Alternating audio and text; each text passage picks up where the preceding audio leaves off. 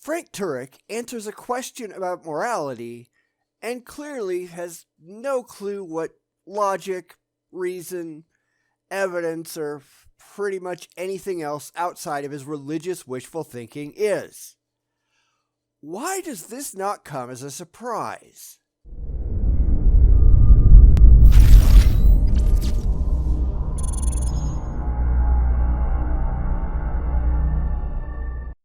We return with another Frank Turek Q&A question that really demonstrates why Frank, as well as pretty much every other apologist who does this, is such a laughable joke.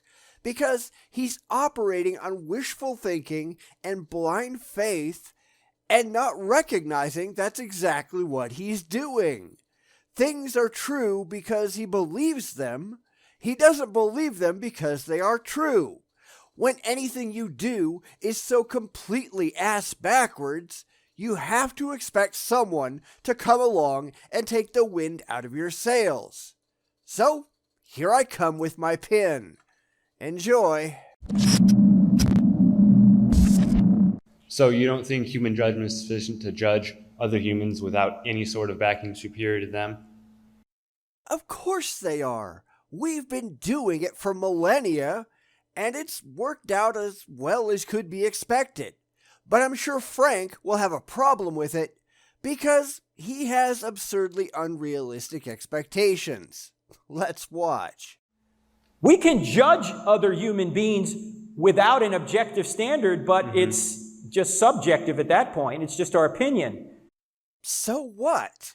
Everything is just our opinions once you get outside of objective reality and into our heads. That's just how things work. It doesn't matter if that fact makes you happy or not. It's just how it works. But if we're going to say that, say, murder is wrong because people are made in the image of God and we shouldn't kill innocent people. No, murder is wrong because people don't like murder. Because under the auspices of enlightened self-interest, people don't want to die at the hands of others. Therefore, it is unacceptable to kill other people yourself. Because ultimately, that's how virtually all morality works, whether you like it or not. Then anybody that murders, we would call a murderer. That's kind of how English works, isn't it? Anyone who acts is an actor. Anyone who reads is a reader. Anyone who runs is a runner.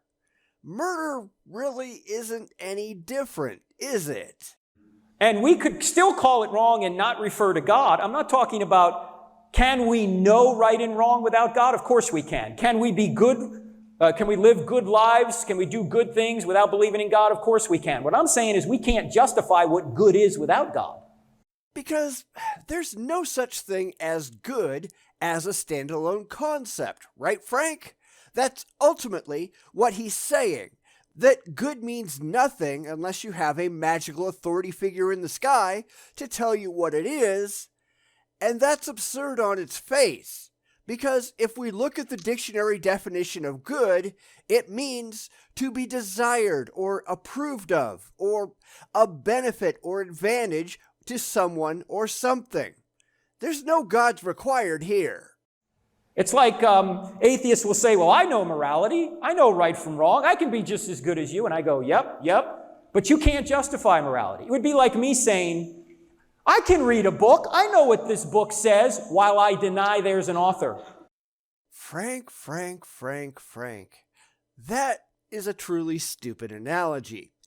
I don't have to have the slightest clue who wrote a book or care to be able to sit down and read it, assuming that I understand the language it's written in. But Frank is just asserting, as usual without any evidence, that all morality must come from his imaginary friend, and we have no reason to take that assertion seriously. None at all. But Frank, of course, he doesn't care, because he gets a good feeling from his imaginary friend, and therefore his imaginary friend has to be real, and that's all there is to it. Frank is a real moron, isn't he? Of course you can read a book and deny there's an author. There would just be no book to read unless there was an author. Because, in general, that's how books work. Now, granted, it is theoretically possible that books could in the future be written by computers with no human interaction whatsoever, but we'll kind of go with it for the moment. But, Frank, that's not how reality works, at least not demonstrably. He is pretending that God has to exist because that's what he wants to believe. But he sure can't prove it. Now, I can do the same thing. There can be no morality without magical, intangible, universe-creating pixies.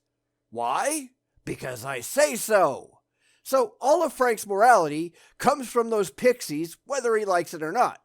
I'm not going to argue with him. I'm right, after all. So anyone who disagrees with me is, by definition, wrong.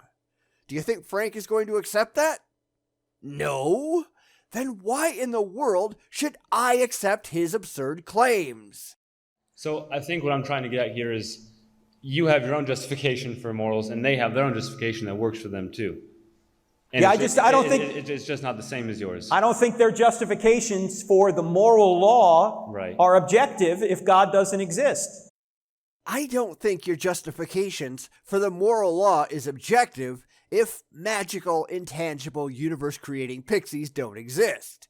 Because obviously they do. Okay. What is justice without God? The dictionary defines it as the quality of being fair and reasonable. Works for me. What is the it we're trying to get at? What it? Again, Frank has absurdly unrealistic views, and he's just demanding that they have to be right because that's what he wants to be right, whether or not it's actually right. And this is where the religious fall apart every single time because they can't tell the difference between the things that they want to be real and the things that they can demonstrate to be real. They are not one and the same thing.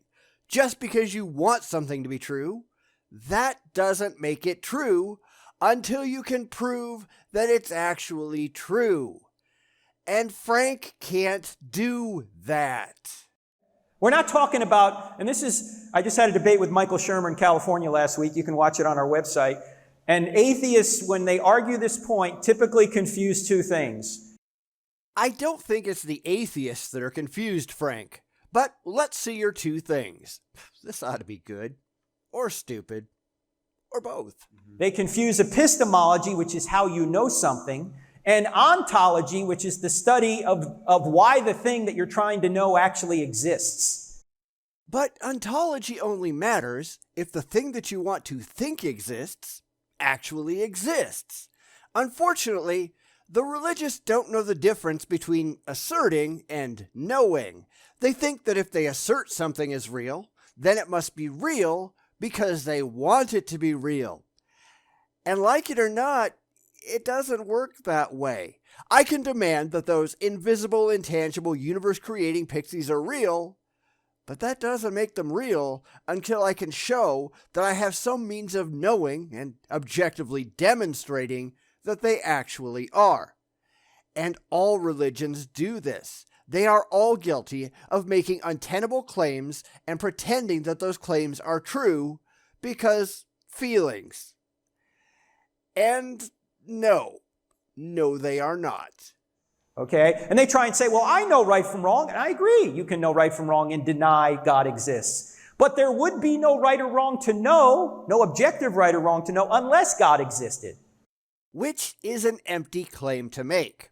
Again, I can say that without those pixies, there can be no right or wrong, and you wouldn't accept that as a premise, any more than I accept your premise that your imaginary friend is necessary.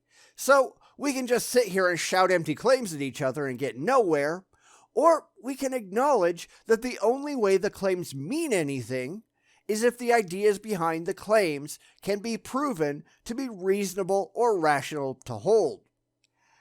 And unfortunately for you, they can't. Just like you can read a book and know what it says and deny there's an author, there would just be no book to read unless there was an author. But authors, at least at the moment, are demonstrably required to make books.